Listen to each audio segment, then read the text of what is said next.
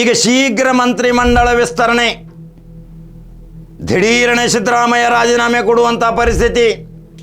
ಇನ್ನು D K Shivakumar ಮುಖ್ಯಮಂತ್ರಿ ಆಗುವ ಸಲುವಾಗಿ 20 ಜೋಡ ಅರಿವಿನ ಹೊಲಿಸ್ಯಾರ್ರಿ.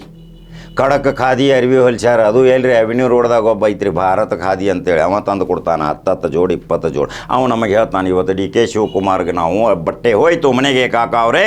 ಈಗ ಮುಖ್ಯಮಂತ್ರಿ ಆಗುವ ಕನಸು ಹೊಂದಿದಂಥ ಡಿ ಕೆ ಶಿವಕುಮಾರ್ ಒಂದು ಪಕ್ಷಕ್ಕೆ ಶಕ್ತಿನೂ ಐತಿ.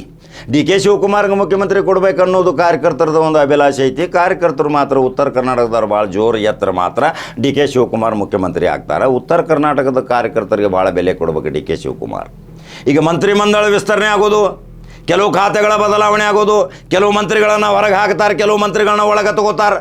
ಇನ್ನು ಮಂತ್ರಿಗಳು ಯಾರ್ಯಾರು ಆಗ್ತಾರ, ಅನೇಕ ಬಾರಿ ಹೇಳಿದೆ ನಾನು, ಸಲೀಂ ಅಹಮದ್ ಆಗ್ತಾರ, ಹರಿಪ್ರಸಾದ್ ಆಗ್ತಾರ, ಅಜಯ್ ಸಿಂಗ್ ಆಗ್ತಾರ, ಇನ್ನೂ ಕೆಲವರು ಆ ಕಡೆ ದಕ್ಷಿಣ ಭಾಗದಿಂದ 2-3 ಮಂದಿ ಆಗ್ತಾರೆ. ಒಟ್ಟು 7ರಿಂದ 8 ಮಂತ್ರಿಗಳು ಹೊಸವಾಗಿ ಬರ್ತಾರೆ. ಕೆಲವು 7 ಮಂತ್ರಿಗಳನ್ನ ಹೊರಗೆ ಹಾಕ್ತಾರೆ. ಅವರು ಮಂತ್ರಿ ಆದ ತಕ್ಷಣ ಯಾವುದು ಕೆಲಸನ ಮಾಡಿಲ್ರಿ. ಅವ್ರು ಏರ್ ಕಂಡೀಷನ್ದಾಗ ಅಡ್ಡಾಡ್ರಿ, ಸಿಗಂಗೆ ಇಲ್ರಿ.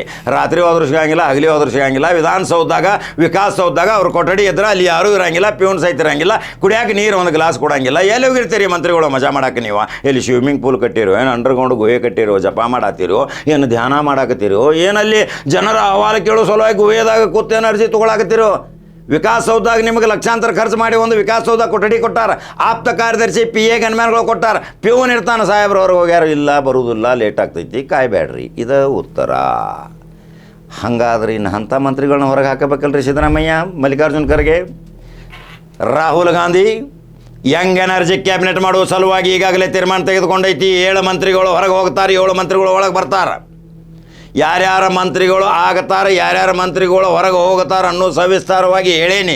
ಇನ್ನೂ ಬೇಕಾದ್ರೆ ಇನ್ನೊಂದು ಸಲ ಮತ್ತೊಂದು ಸ್ಪಷ್ಟ ಲಿಖಿತ ಭರವಸೆಯೊಂದಿಗೆ ವಿಡಿಯೋ ಮಾಡ್ತೀನಿ. ಹಂಗಾದ್ರೆ ಯಾರು ಮಂತ್ರಿ ಆಗಬೇಕು, ಯಾರ ಮಂತ್ರಿಗಳು ಹೋಗಬೇಕು? ರಾಹುಲ್ ಗಾಂಧಿ 28ರಲ್ಲಿ ಯಾವುದೇ ಪರಿಸ್ಥಿತಿಯಲ್ಲಿ ಕರ್ನಾಟಕದಲ್ಲಿ ಮತ್ತೆ ಕಾಂಗ್ರೆಸ್ ಬರಬೇಕು. ಬಜೆಟ್ ನೋಡಿದರೆ ಅದು ಚಂಬು ಬಜೆಟ್ ಅಂತ ಹೇಳತ್ತಾರೆ ರೀ. ಮಡಿಕೆ ತೊಗೊಂಬಂದಿರಿ ಇವ್ರು ಎಲ್ಲರೂ ಸ್ಟೀಲು. ತಾವಿದ್ದಾಗ ಸಿಕ್ಕಾಪಟ್ಟೆ ಸಾಲ ಮಾಡಿ ಹೋದ್ರೆ ಅದು ಹೇಳೋದೇ ಇಲ್ಲ. ಸಾಲ ಯಾರು ಮಾಡಿಲ್ರಿ, ಯಾರು ಸಾಲ ಇಲ್ಲದೆ ಏನೋ ಮೋದಿಯವ್ರು ಸಾಲ ಮಾಡಲ್ದೆ ಬಜೆಟ್ ಮಾಡ್ತಾರೆ. ಸರ್ಕಾರ ಸಾಲ ತೆಗೆದುಕೊಳ್ಳೋದು, ಸಾಲ ಕೊಡೋದು, ತೊಗೊಳ್ಳೋದು, ಹೆಂಗೆ ಜನಸಾಮಾನ್ಯ ಜೀವನ ಹೆಂಗೆ ಇಲ್ಲಿ ಸಂಘದಾಗ ಸಾಲ ತೊಗೊಂಡು ಸಾಲ ತುಂಬ್ತಾರೆ ಅಂದಮೇಲೆ ಮತ್ತು ಸರ್ಕಾರ ಸಾಲ ತೊಗೊಲಿಲ್ಲ ಅಂದ್ರೆ ಮತ್ತು ಅಭಿವೃದ್ಧಿ ಹೆಂಗೆ ನಡೆಯೋದು?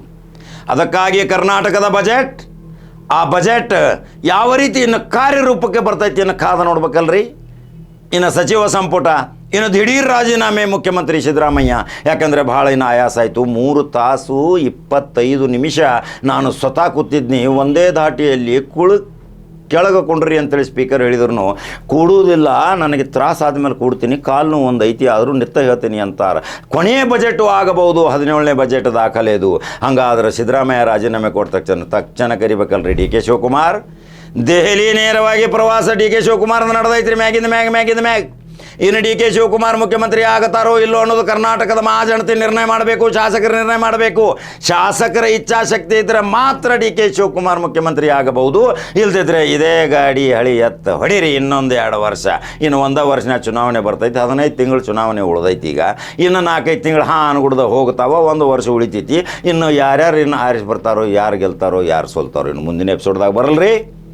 ಹಂಗಾದ್ರೆ ಫೇಸ್ಬುಕ್ ಫಾಲೋ ಮಾಡಿರಿ, ಖಡಕ ಜವಾರಿ ಕಾಕಂದು ಒಳ್ಳೊಳ್ಳೆ ಮಂತ್ರಿಗಳು ಆಗಬೇಕನ್ನೋದು ಹೆಸರು ಸೂಚನೆ ಮಾಡಿರಿ. ಅದು ಹೆಸರು ಬೇಕಾದ್ರೆ ಹೈಕಮಾಂಡ್ ಕಳ್ಸೋನು, ನಮ್ಮದು ಶಕ್ತಿ ಐತಿ. ಮತ್ತೊಂದು ಖಡಕ ಜವಾರಿ ಸುದ್ದಿ ಹೋಗಿ ಬರ್ತೀನಿ. ನಮಸ್ಕಾರ.